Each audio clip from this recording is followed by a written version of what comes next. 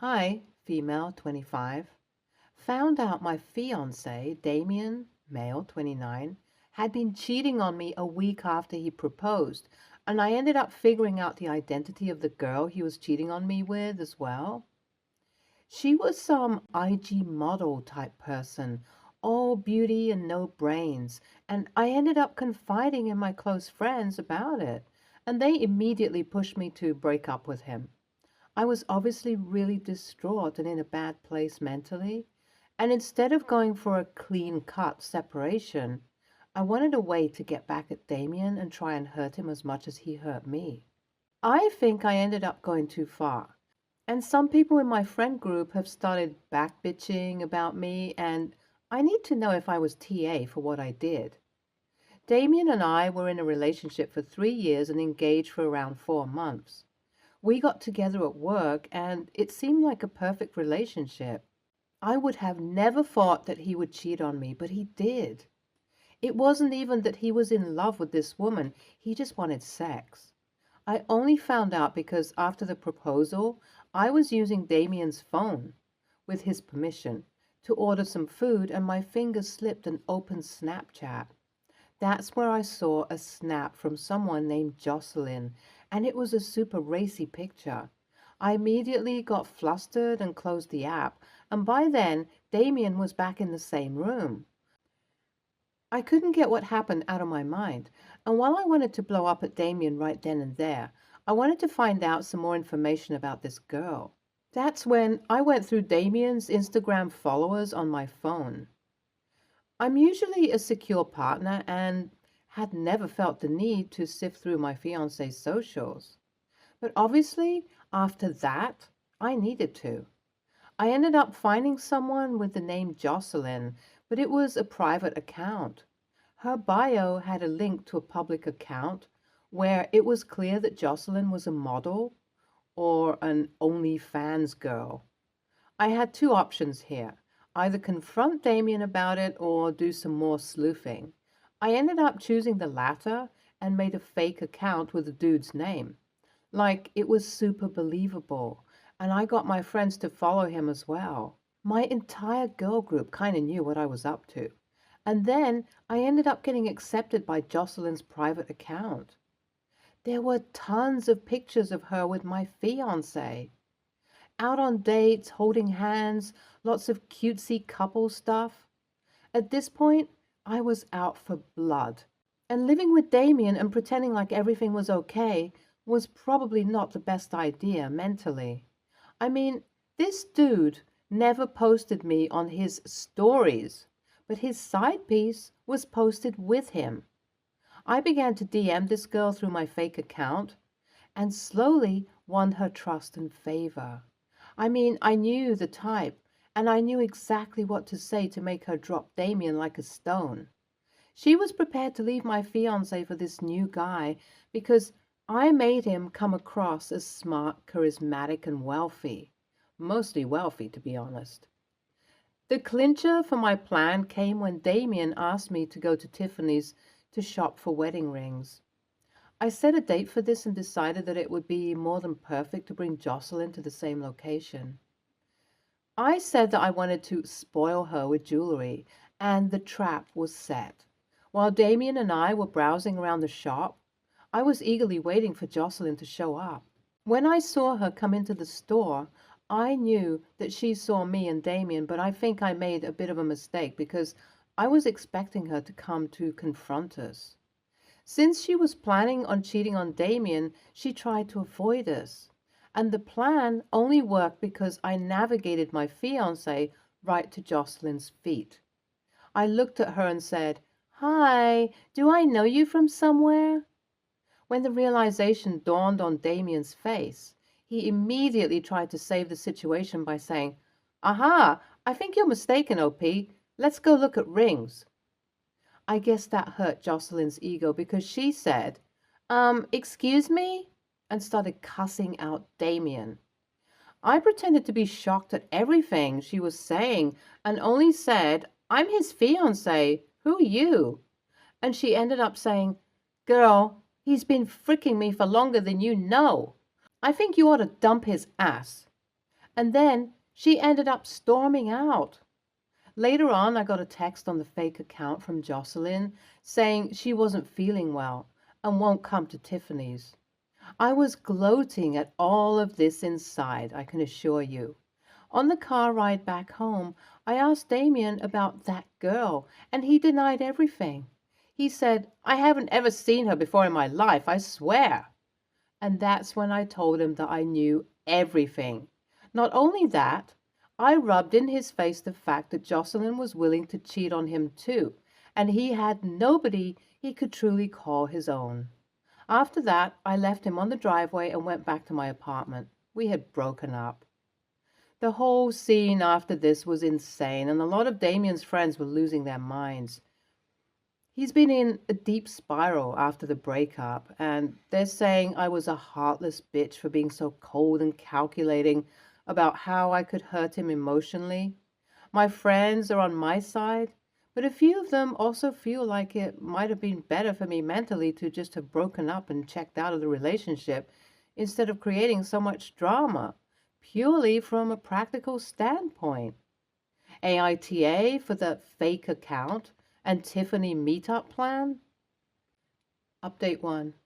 So, after a lot of back and forth, discussions on text messages, and overall jawing about whether what I did was right, I fully acknowledge that I behaved in an immature fashion, and that even if Damien is an a hole, I was creating more trouble for myself with everything I did. As for how things are now, well, I'm happy being single. Like, happy. I mean, I know it was toxic to have that whole breakup plan, but it deadened the loss of a partner to me because, in my mind, I had already lost him ages ago. So, in that way, there is kind of a silver lining. As for Jocelyn and Damien, they are also through. The problem with that is Damien knows how badly he screwed up by being with me and is constantly blowing up my phone to try and get back with me, while Jocelyn feels like I manipulated her into cheating on her boyfriend, our boyfriend who even knows what to call it, and has been using her Instagram pull to try and force me off of social media. I've gotten tons of hateful messages from people who don't know the full story. And I have half a mind to release all the details I have out into the public because that'll teach her a lesson. I've messaged her from my real account and told her to stop driving her followers to slander me, and I'll see if she complies. Otherwise, I might as well add fuel to the fire. Update 2. Jocelyn got even worse after I asked her to back off, to be honest. She isn't even focused on the fact that she lost the relationship, but more on the fact that I tricked her. One of my friends sent me a recording from her Instagram live where she flipped the entire story around to make it seem like I was the bad guy and said that Damien cheated on her with me. With all of that in mind, I decided that since I had screenshots of everything, it was time to put everything out in the public. It is an ugly thing to do, and to be honest, I would have preferred not to do it, but it's best to fight fire with fire. Well, it led to a massive chain reaction, and like Jocelyn's gossip is on every app's trending page. A lot of her livelihood has collapsed since people aren't willing to sponsor an influencer who's the butt of every joke. I feel a little bad about it, but to be honest, she messed with the wrong person. As for Damien and his pathetic attempts to win me over, I tried to get the message across by blocking him on all social media platforms. But then he started trying to communicate with me via his friends, and that was a big no for me. Like, he didn't want to show his face to me, but our mutual friends would always bring up casually, oh, Damien feels like shit for what he did to you. He's not eating, sleeping, anything. And I always respond to this with a clear message. I don't want to hear about it.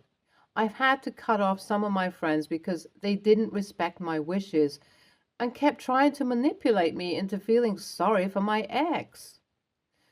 I will, however, start working towards moving on from all of this because it is taking up a lot of time and creating a lot of drama. I admit that I also played a part in it, particularly by outing Jocelyn, and it was done after repeatedly telling her to stop trying to mess with me. So I feel like it is still justified. Update 3. It seems that Jocelyn ended up moving out of state. She's deleted her Instagram page, and I heard that she left town. Good riddance, if I'm being honest. I never got an apology from her for the way she behaved, and I genuinely feel like she, along with Damian, is beyond saving. I wouldn't even have found out, but one of my friends mentioned it while we were out for brunch. As for Damian, I don't know what he's up to, but he's finally stopped trying to win me over. Again, good riddance. ESH, I don't think you're a major a-hole, and obviously, Jocelyn and Damien are grade A jerks, but it was definitely overboard to concoct such a long-winded breakup plan. NTA, this dude is a cheater, and his side piece is a malicious person. I found it hilarious that you went so far as to break up with Damien, and if anything, it's taught him to treat people with more respect. Is it immature? Yes. But you're young, and people do dumb shit without being an a-hole. And you're one of them. Next story. A little context said friend weighs 350 pounds. The only reason I know this is because we did the BMI thing on TikTok. Anyways, whenever we'll go to the mall, she'll continuously make us stop because she's out of breath and needs to sit. It's really annoying because it takes the time we have to shop. Not only does she make us sit, but whines about how tired she is while we're walking. It's gotten to the point my group of friends and I have been debating whether or not we should even invite her at all. So I was like, what would fix this? Why doesn't she just use those mobility scooters? First, she wouldn't be as tired and out of breath, and second, it would fix our time issue. So my friends and I FaceTime her and basically told about our idea and asked if she was down with it. She almost busted a tit over this and went on to ask us if we were saying this to call her fat. I said no, and that we were asking because we can't deal with her constantly having to stop. Basically, how I didn't get why she was so offended when we were just trying to help. She called us awful people and started saying how she couldn't control it because of her weight and we just needed to deal with it. I went on to say she was being selfish and asked how was it fair to us we waste all of our time because she makes bad food choices. And said it was either she used the scooter or she could stay home. She went on to cuss me out and hung up. All my friends think I was being nicer than they would have been, and they're completely on my side. My mom thinks I was a little harsh. She said she probably would have done the same thing. It got me thinking if I was the actual a-hole here. So AITA? NTA, 350 pounds or 175 kilograms is morbidly obese. And that is obvious to everyone. You haven't highlighted anything or called her anything. Maybe you challenged her denial. The physical condition comes with massive limitations and physical stress. It's her life and her body, and she can do what she wants with it. But equally, this applies to you guys as well. If you don't want to shop like that, she has to accept that. But she will probably feel left out, and you can plan another group activity with her. Maybe with movement that is easier for her, like in the water, because if that's her current cardiopulmonary fitness level, she's going to have big problems in the future, regardless of the kilos. You aren't the a-hole for asking. But when she said no, you needed to probably put a boundary out there for future planning. Hey, I only have X amount of time to get my shopping done. I would love to have you there, but your frequent need for breaks makes it so I can't accomplish my goal. Here are my suggestions. Use the mobility scooter. Wait at a cafe for me to finish shopping and I can meet you when I'm done. Not come on shopping trips anymore. I love to hang out, but understand if you aren't comfortable with the scooter, I care about you and value our time together. Going against the grain. And I know people say that all the time when they're posting something that is in total agreement with the overwhelming majority position.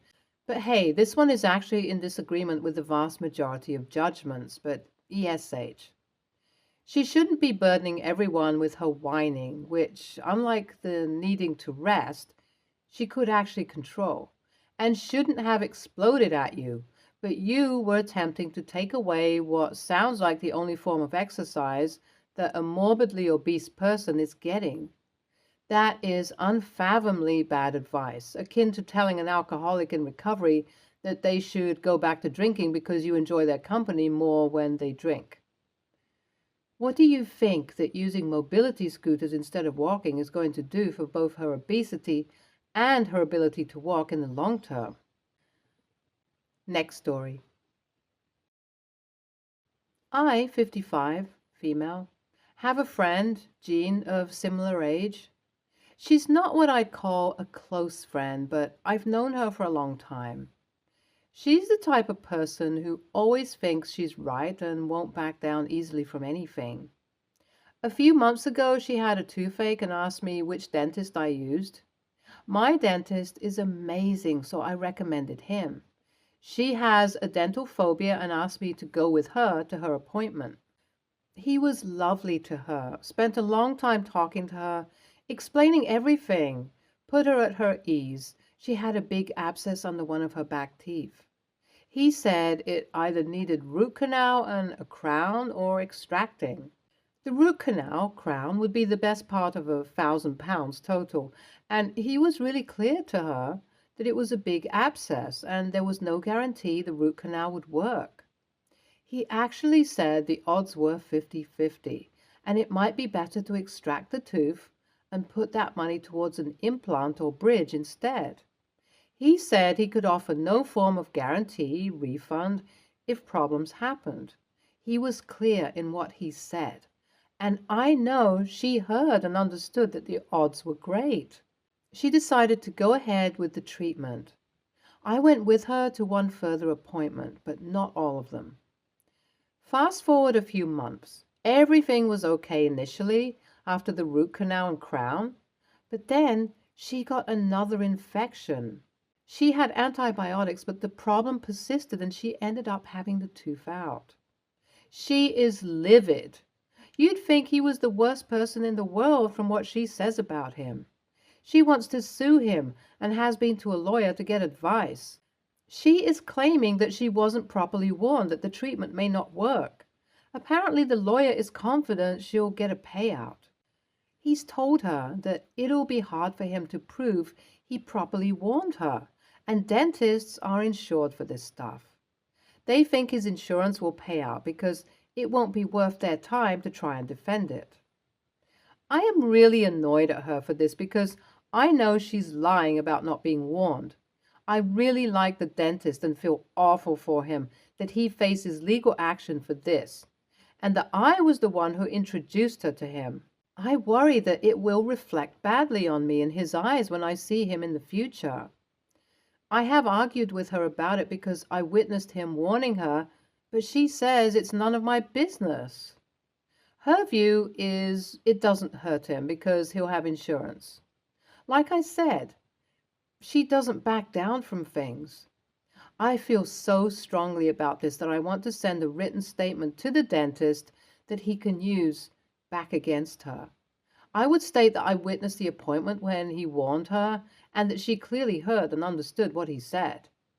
I know that in doing so I would probably lose her as a friend, but to be honest, I don't care about that at this point. My husband thinks I should do it. He's never liked Jean.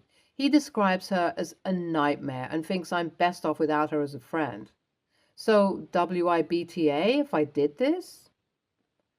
NTA, tell your friend the dentist would be hurt if she followed through with her lawsuit. The dentist would be subject to higher malpractice insurance payments, which are quite high to begin with. You should call the dentist. Let him know you would be a witness for him. If a suit is filed, then a deposition from you will be required if he fights the suit. NTA, your friend is abhorrent. She's going after a nice dentist who did nothing wrong, and she's outright lying about what happened. This is fraud. She's openly said she's doing it because he has insurance and can't prove that she's lying. I'm so appalled. Normally, I'm a big believer in minding your own business, but this is just so wrong.